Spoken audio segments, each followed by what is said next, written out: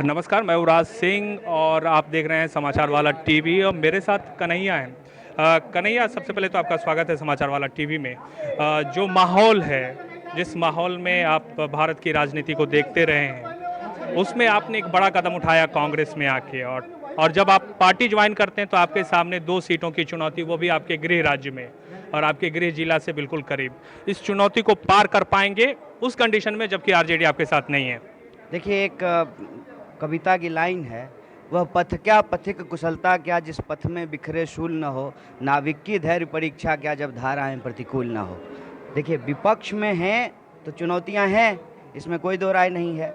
और आप तो इसको बखूबी समझते हैं।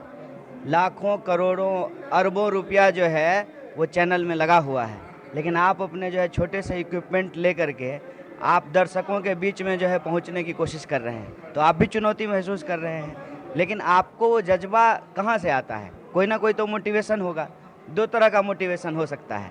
एक मोटिवेशन होगा कि पैसा कमाएंगे, दूसरा मोटिवेशन हो सकता है कि नहीं, सच आम लोगों तक पहुंचाएंगे, हम वैसे सवाल पूछेंगे जो सवाल नहीं पूछे जा रहे हैं। ये मोटिवेशन है। उसी तरह से हमारे पास भी एक मोटिवेशन है।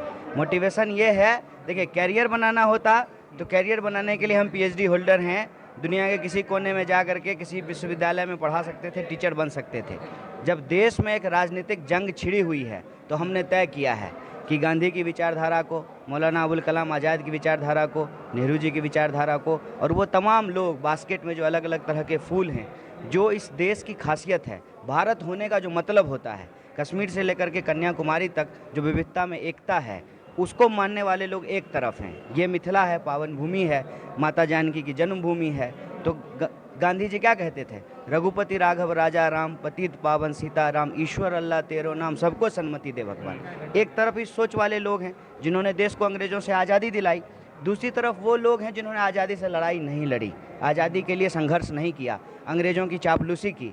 आज सत्ता पे काबिज हो करके देश का नाम ले करके अपने दोस्तों को देश की संपत्ति बेच रहे हैं। तो इस लड़ाई में हम उस पार्टी के साथ हैं जो आज़ादी दिलाई है, वही आज़ादी बचा सकती है, बिल्कुल स्पष्ट बात है। रही बात चुनाव की, तो चुनाव के संबंध में आपको कह देता हूँ, चुनाव में हार और जीत का फैसला जनता करती है। ये जो लोग समझने लगे हैं ना कि लोकतंत्र जो है वो किसी के पॉकेट का चीज़ है, ऐसा नहीं है। हम जनता के बीच में चुनाव के दौरान भी जाकर के यही संवाद कर रहे हैं कि वोट का अधिकार हमारा सबसे महत्वपूर्ण और ताकतवर अधिकार है।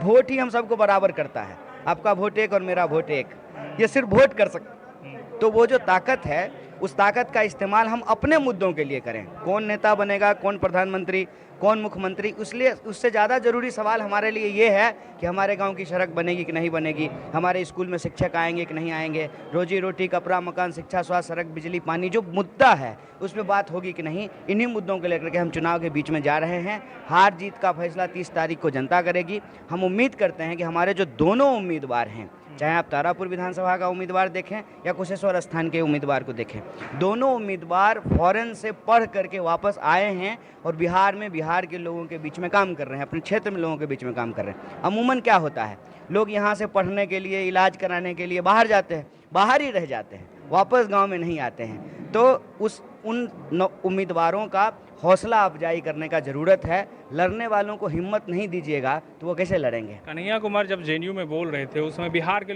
लोग में बड़ी खुशी थी कि बहुत दिनों के बाद बिहार का एक चेहरा राष्ट्रीय फलक पे दिख रहा था, जिसको सब सुन रहे थे, केरल तक के लोग सुन रहे थे।